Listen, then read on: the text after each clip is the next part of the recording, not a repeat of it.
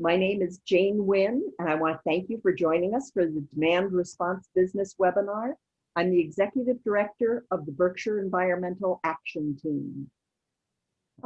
BEAT's mission is to protect the environment for wildlife in support of the natural world that sustains us all.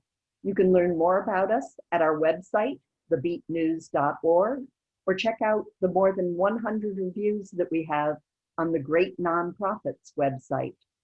We also have a highest platinum rating on the for transparency on the GuideStar website. You may wonder why an environmental organization has organized this particular webinar. Well, when there's very high peak demand on our electric grid, that is the time that the dirtiest electric generators are most apt to run, not only polluting our air and emitting tons of greenhouse gases, but also costing ratepayers a disproportionate amount of money.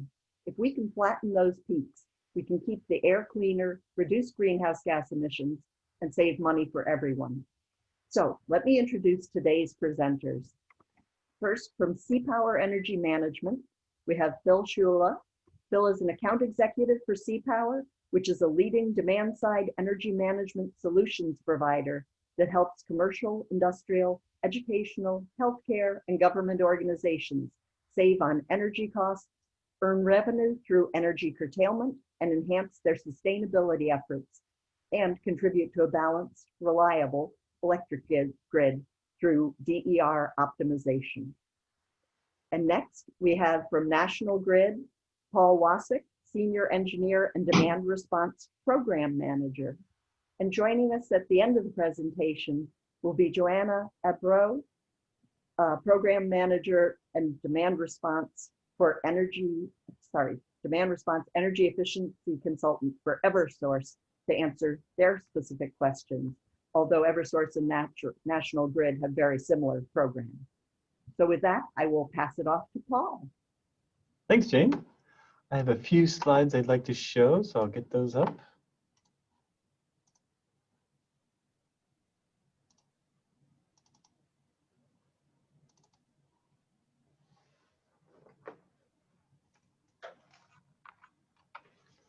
Here we go. Can you see that all right? Yeah, I'm just gonna. Okay.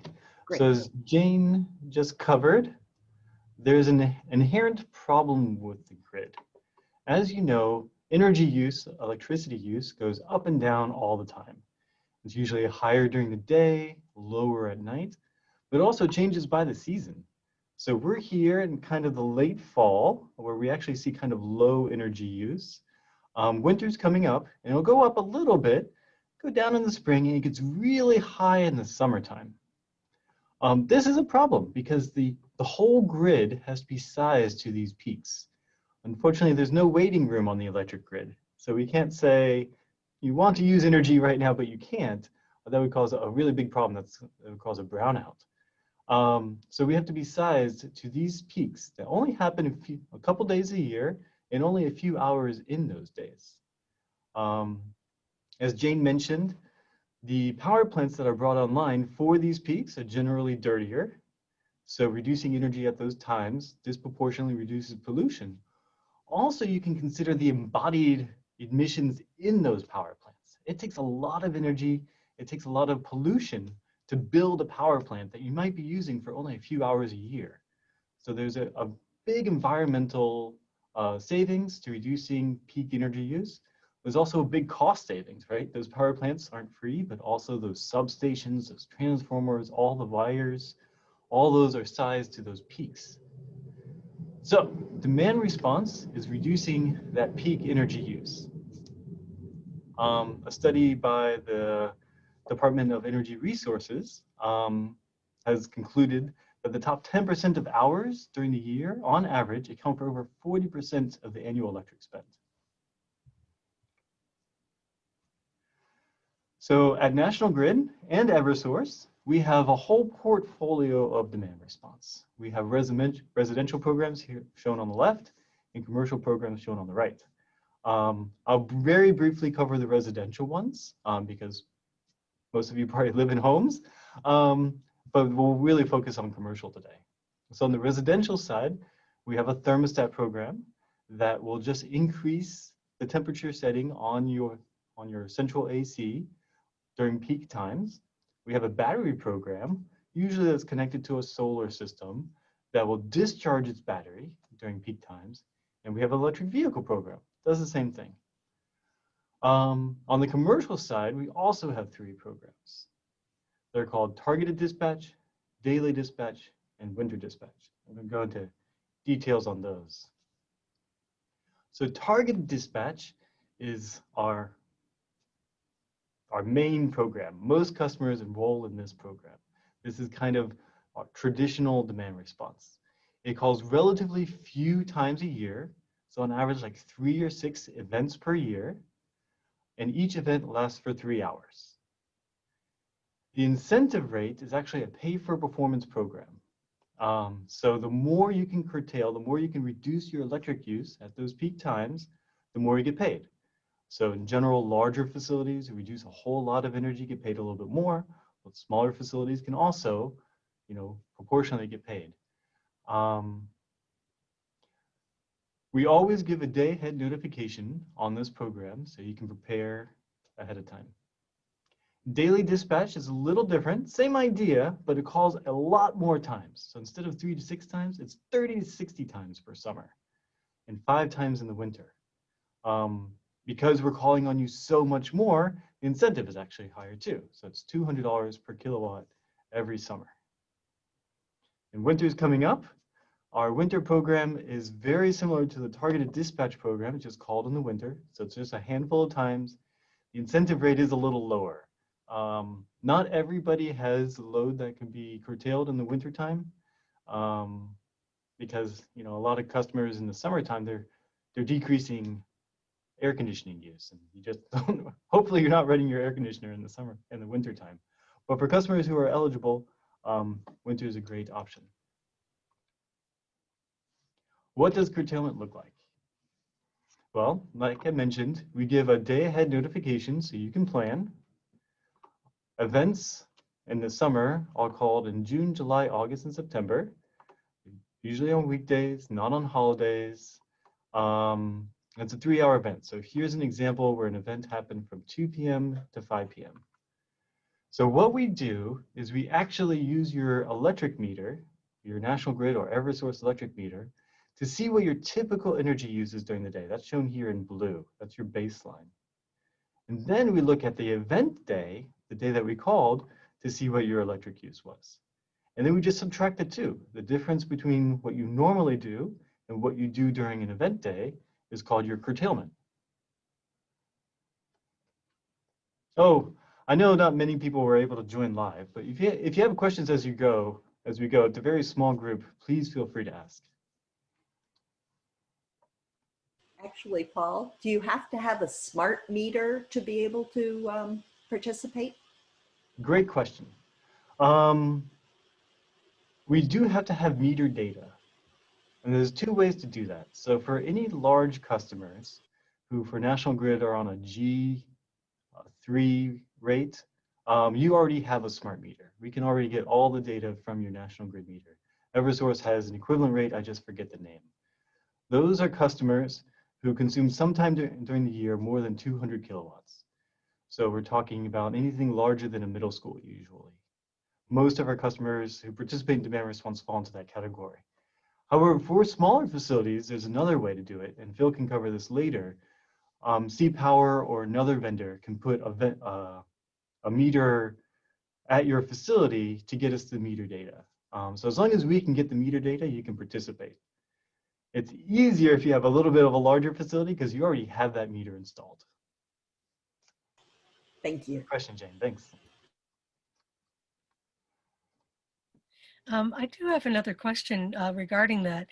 Years ago, I lived in Vermont, and this was residential scale, so probably an entirely different thing. But this was back in the early 90s. I had one of the meters that, was a wheel spinning around, but my bill came in with peak hours and off-peak. The amount I used during peak hours and the amount I used in off-peak hours. And I was wondering how they did that back in the day without smart meters, and if you have any idea. Yeah, So that was a smarter meter. Even back in the day, we were able to have those time of use rates. But all it was really doing, it was just kind of like adding up, it's peak time, how much energy have you used, and it adds that up, and then it deletes what you used for every minute or 15-minute segment. And then now it's non-peak time, it's in the evening, it's just adding up, but then it deletes all that data. So we couldn't, back in the 90s, Green Mountain Power couldn't go back and say, well, what were you using at 1:30 p.m.? They could just say, well, during the day, between noon and 8, you used this much. Does that help, Rose? That makes sense. Thanks. So in the previous slide, we were talking about incentive rates, and I talked about it in terms of kilowatts, right? Which isn't very tangible to many people. So I'm going to try to break that down into what a normal annual payment is here. So here we have a few different types of facilities. The most common type of facility to participate in this program is manufacturing. And we have really small manufacturing customers, really big ones. This really big circle up here, they're curtailing more than 1.8 megawatts when we call on them, and they get more than $60,000 a year, just in the Connected Solutions incentive.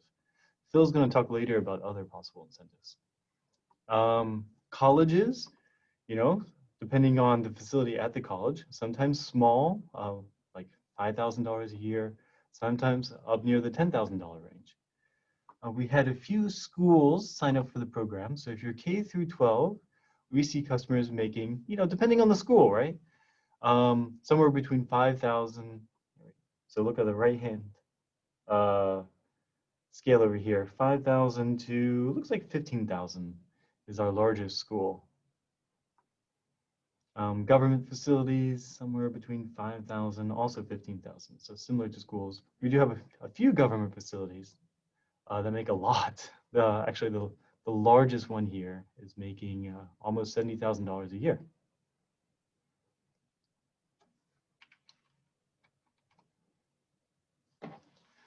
For municipal customers we have signed up now, which includes schools, but also can include like a city hall or a water treatment plant.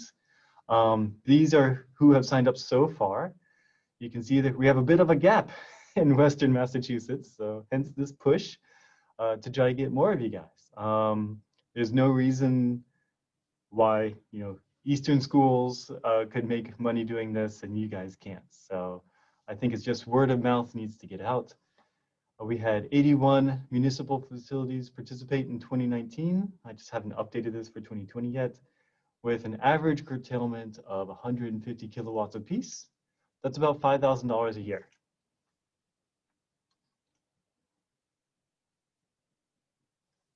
One interesting aspect about this program is it's technology agnostic. So when we say, hey, please reduce your electric use, we're not telling you how to do it. We're just looking at your utility meter to see that you did do it. However, we have seen people, typically use certain strategies to do it. One key aspect is it's usually manual. So we're only calling, at least for targeted dispatch, a few times a year. So it's not too onerous to have that facility manager run around, turn things down, or if you're lucky enough to have a school district run BMS to log in and do something. We see a lot of people setting back temperatures a few degrees, limiting VFD speeds, which is the electronics that runs motors in HVAC systems, starting an early setback, earlier than usual, doing a process change.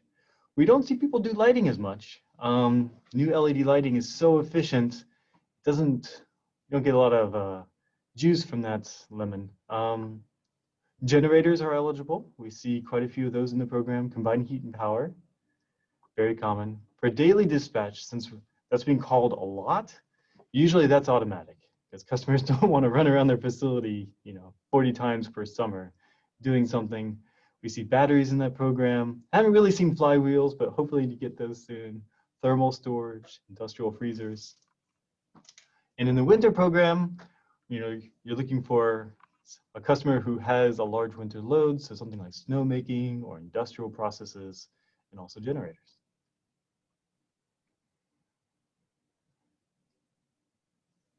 Okay, so this whole time we have been talking about the National Grid Demand Response Program. I'm the National Grid guy. And that's this little blue circle down here, blue square in the middle. It is not the only program out there. There is actually other ways to save money or make money with demand response. So on the far left over here, there's a thing labeled FCM, stands for Forward Capacity Market. By participating with a market participant like CPower or other vendors, you can get access to that. I'm sure Phil will cover this later, but that's another way you can make money doing demand response. ICAP reduction is a way to use demand response to reduce your capacity costs in winter. One key aspect of this is all of these can be stacked, usually, right? Sometimes there are special situations. So it's not this program or that program, which one's the best for me. It's the best way to do it would be to stack all these programs together and make as much as $200 per kilowatt every single year.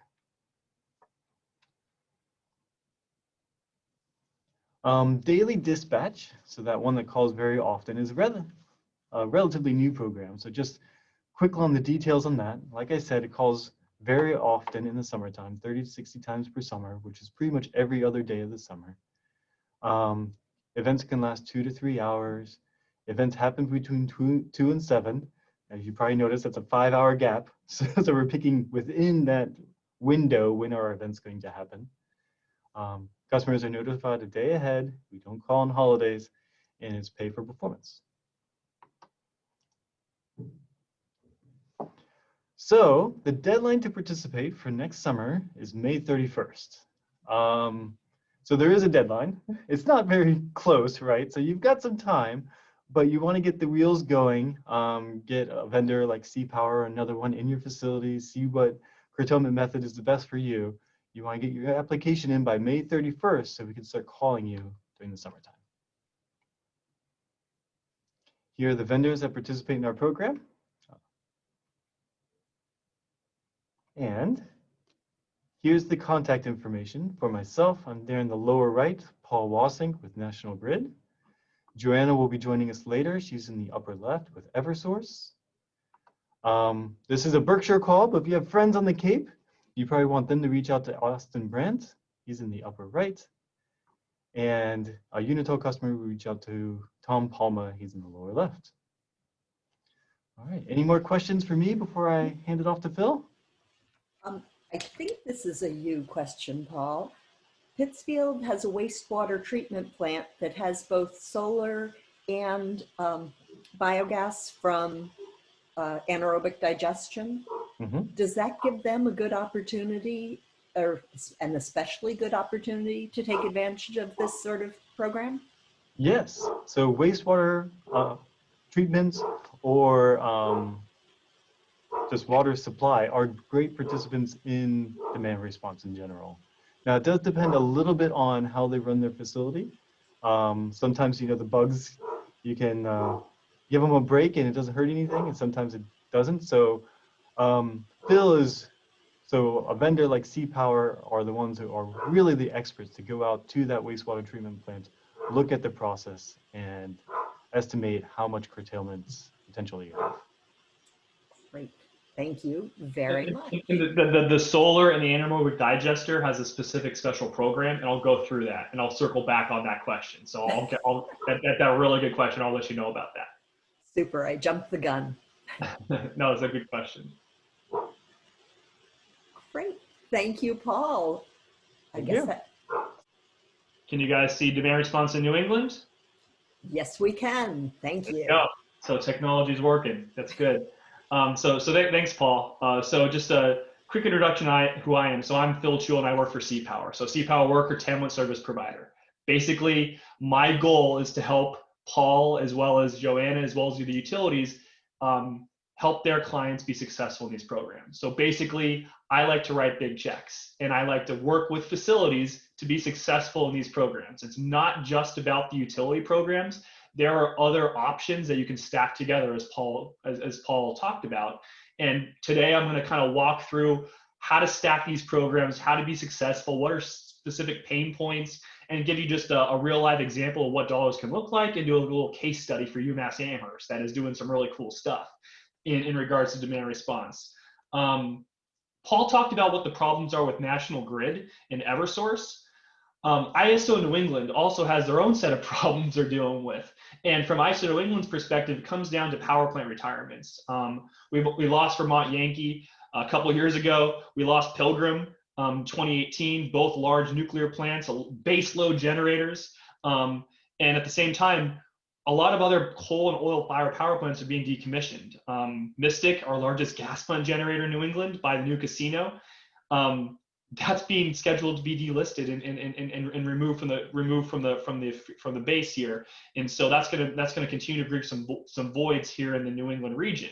And what's happening here in New England is that the coal and oil fire power plants are being removed, and it's being replaced with solar and wind, which is great. We love solar and wind, but sometimes if it's not windy, it's not sunny, then sometimes there's issues with grid reliability. And at the other time, we're replacing with a lot of gas plants. Gas has been great. Gas is cheap up here in New England, but the issue is pipeline.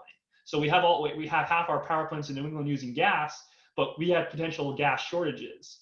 So that's what ISO New England's up against. The grid operators, ISO New England, the guys that are the air traffic control for the entire grid, they're essentially thinking about ways to help avoid blackouts. And this is kind of what they're up against in regards to power plant retirements. They need to have ways to have their entire grid usage be flexible. Paul said this before, but today we're mostly focused on the Berkshire and in this area, zone 8 and 9.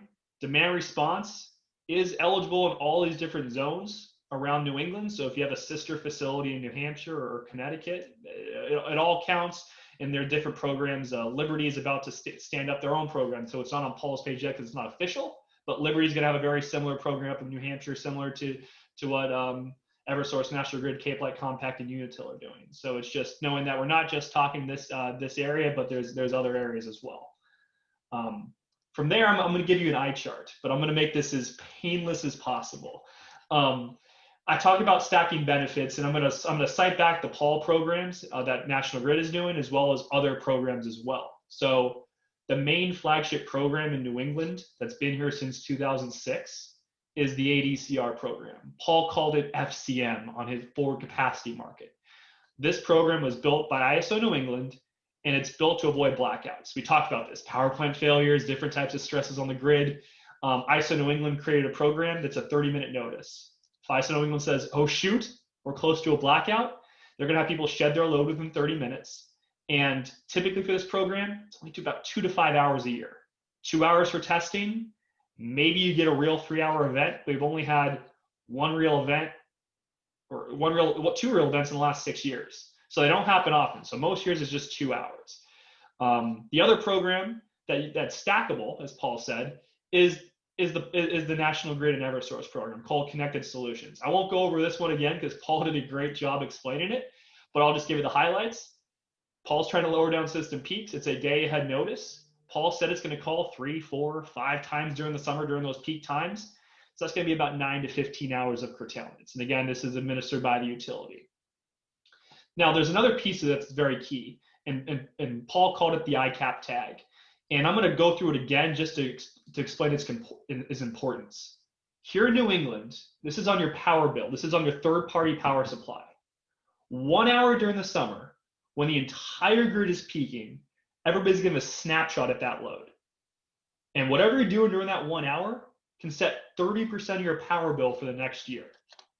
So your question is, well, geez, can I lower down my usage during that 1 hour and save a heck of a lot of money on my power costs? And the answer is heck yes. And how do you know when this is happening? How do you know when this 1 hour peak is going to occur? The utility programs are essentially predicting it for you. So if National Grid and Eversource are peaking, they're more than half the grid in New England. That means that the entire New England grid is peaking. So by curtailing for the National Grid calls, you're going to inherently lower your capacity tag, which could lower your power costs by 30%. Now, there's some caveats. Make sure you're on a cap pass-through. There's some caveats on how you buy power. But this ISO program is a check in the mail.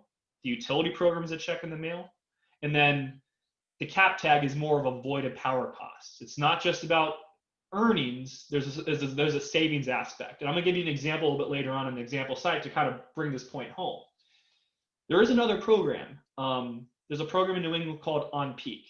This is essentially a passive program. There's no curtailments here. And essentially, this program rewards people for permanent reducing load during peak hours. So if you have an asset that is permanent reducing load during peak hours, there is potentially on-peak incentives for you. So Jane, I'm going to bring back you to your question on anaerobic digesters and solar. Those type of distributed generation assets, cogen, solar, fuel cell, anaerobic digesters, those could be candidates for this on-peak program. So this is the easiest program in the world, because if the asset's already in place and you're already permanently reducing load with one of these solar, cogen, or fuel cell assets, then I might be able to unlock additional revenues for you. I actually can think of other places that may be able to take advantage of that as well. Yep. Rose. I have a question. Does storage, like battery storage, does that fall under fuel cell? So would that be in this program? You could use battery storage for the on-peak program, because the on-peak program is basically permanent load reductions from 1 to 5. Yep. But my recommendation is that you don't put your battery in on-peak. Your recommendation is you put battery in that daily dispatch program, because it pays a lot more. So this connected solutions program, this is the 9 to 15 hours. This is just the standard connected solutions program. Targeted dispatch. There's a daily dispatch program. Think of this on this program on steroids, where it's going to call 80 times and $200 a kW. Yeah. So I guess the long story short is I would assess what assets you have at your facility and then recommend the proper program. And some sites can do everything under the sun. Some are only eligible for some would only make sense to do the day ahead Eversource and National Grid program. Some can only do the ISO program. It just really depends. But the battery we would want to look at it more to understand its usage patterns. Okay. That's a really good question, though. So Paul kind of gave this page, so I'm not going to go through it again, but who are good candidates? I mean, schools, K through 12, prisons, buildings. CPower, we do have the DCAM contract, so all the state entities here in New England can opt into a competitively bid process called E&E 51. So it's a very easy contracting process. It's already been pre-approved and pre-vetted. So community colleges or state buildings or anything like that can opt into this DCAM contract, which is really advantageous. Manufacturing is also great. Papers, plastics, cement plants, recycling, box stores, hospitals, wastewater treatment there, cold storage. If your site is not on this list, it's not that you're a bad candidate. It's just that these are our usual suspects. When we have an egg farm that does this, but we don't have too many egg farms in New England. So there's a very diverse group. If you have load to shed, then you are a candidate, and it's a matter of figuring out how you can shed the load.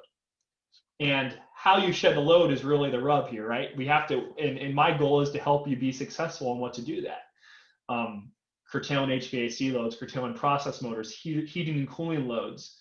BMS controls for schools is key. Usually the BMS controls, raising up temperature set points. You can duty cycle the equipment on the roof. If they're multi-stage DX units, you can hold off second and third stage. There's all these different nuanced plans we can do, and we can help you give inspiration there. Paul said lighting controls. Everything's getting so darn efficient now that lighting's not as impactful. But you sometimes have those large warehouses or large facilities where they have tons of lights. So even if it's super efficient, there's still tons of lights there. So these are the typical strategies you can use. One thing that people always ask me is, can I use my generator for demand response? And the answer is yes and no. A backup emergency generator is a no-no. The key is that it needs to be a non-emergency generator. So sometimes backup generators are a necessary evil. People need them for their reliability. If you are installing a generator, tier 4 final emissions diesel generator or tier 2 certified gas, these generators tend to be 70 to 90% more efficient than those dirty generators. So these ones can play. You might ask the question, well, geez, I'm not in the market to buy a new one. What about my current unit? Well, certain current units are eligible, and that's just something we would have to analyze. But I think that the message here is most people shed load. There are a handful that have these unicorn units that are eligible, but it's something that we want to be very thorough with the Mass DEP and make sure that we're doing everything with properly permitted units. At this point, I usually think about the questions at the end, but now your mind is turning. You're thinking, well, demand response, you have a day ahead program, you have a 30-minute program, and you probably have some knee-jerk reactions right off the bat. And what you're probably thinking in your mind, most of you are on recording here, so you're probably thinking about it, listen to this recording, is these programs sound great, but I cannot shut down my facility. If I was to curtail usage, I would lose $1 million in production or whatever other issue. And my answer to you is, I agree with you. I do not want you to shut down your facility. Most participants do some type of partial curtailment. Nobody's just completely cutting their breakers and going complete to zero. It's not feasible and it's not safe. So shutting down your facility, it's not a reason you shouldn't look at this.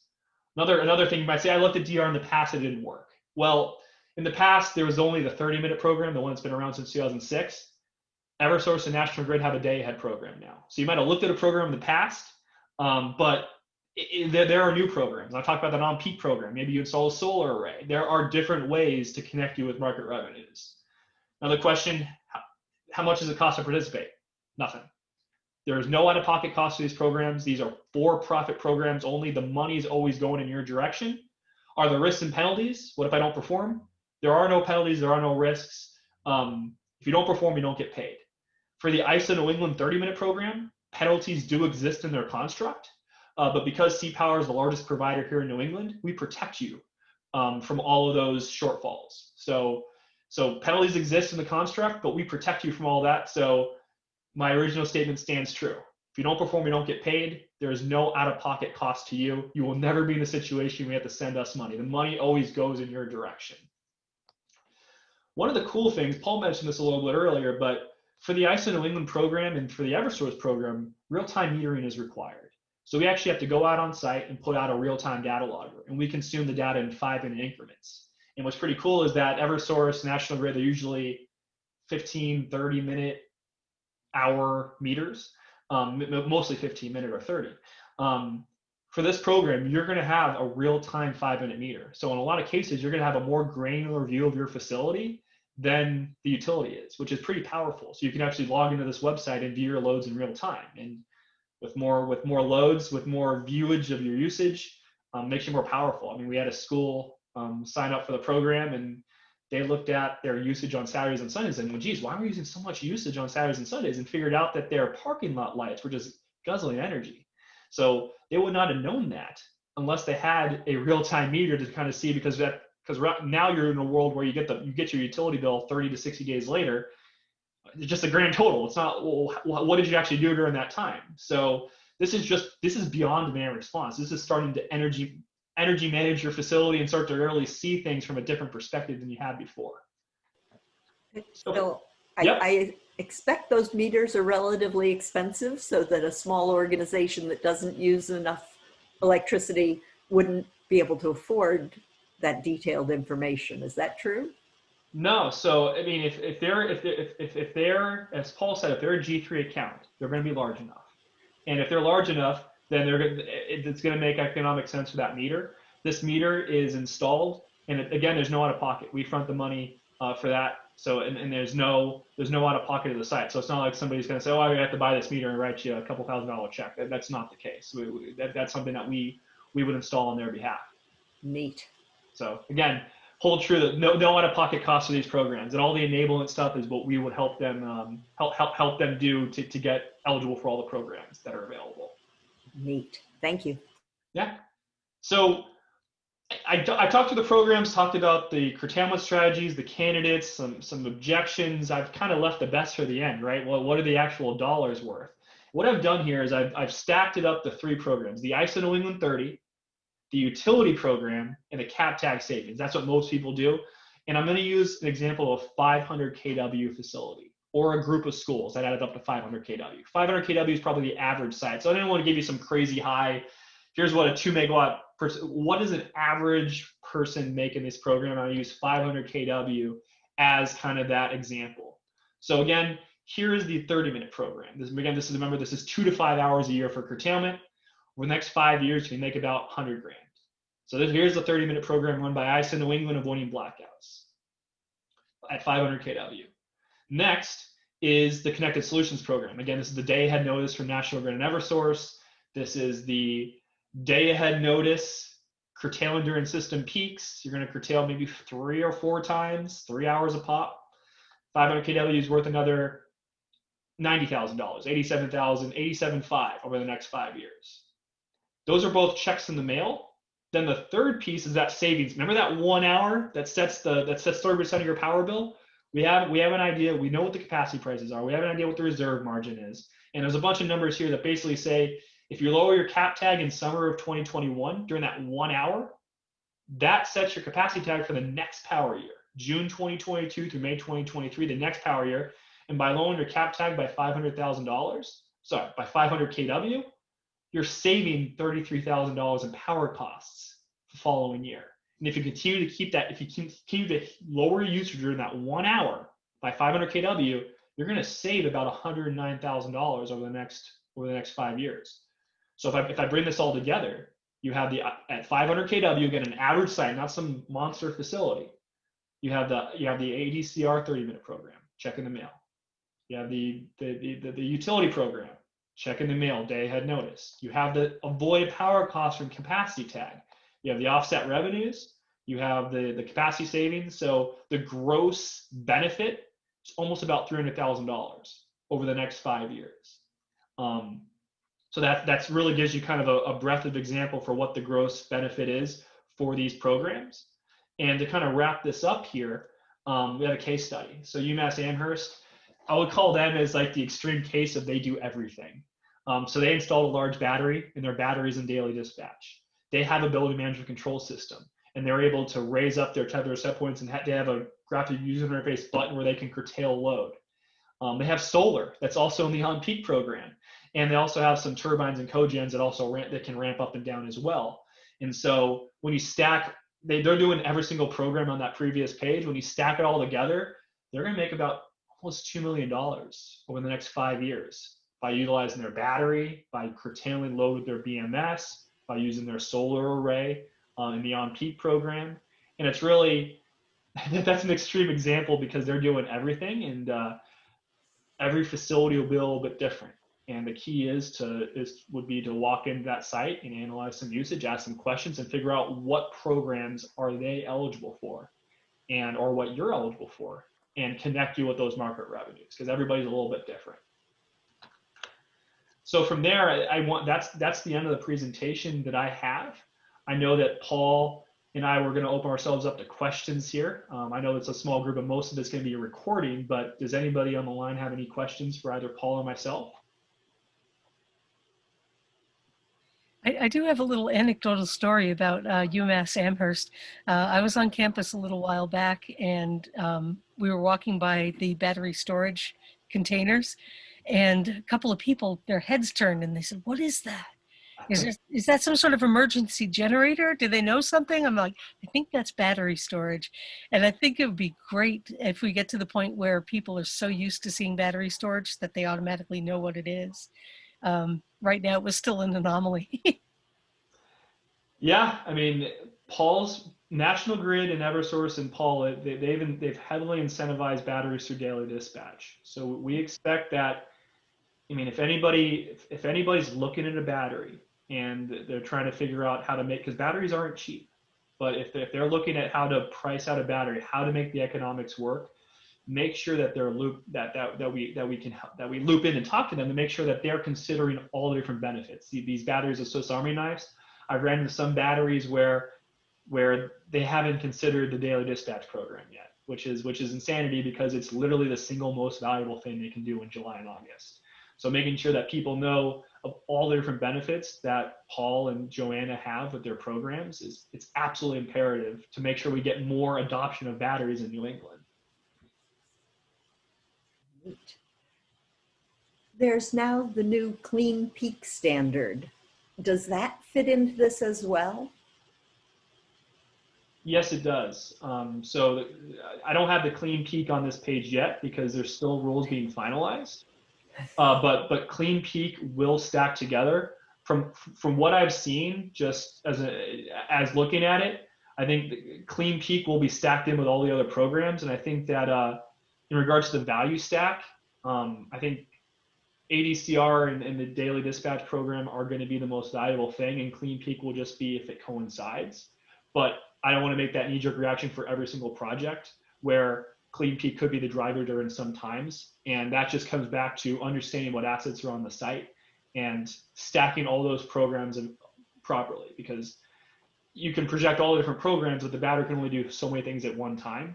So you want to make those choices on, well, what is the most valuable thing for that window, for that season, for that hour.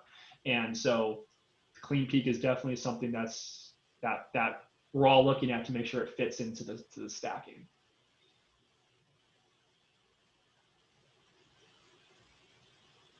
Good question. Any other questions? While everybody thinks of questions, I have another battery story, Rose. We've been trying to normalize batteries too here at National Grid. And we did a few tours of some battery programs in our service area, our battery installs in our service area. And it didn't work out well because, I mean, I thought it was really cool because you got this solar field, you got this big battery, and I thought it was really cool. The people on the tour were just like, looks like a metal box. I think I hear some humming. But yeah, they're usually easy to site. A large battery, a commercial industrial battery, takes about a parking lot space. And you can literally put them on a parking lot space. That's actually where we typically see them instead of being on top of a building. You just got to run some conduit to that area.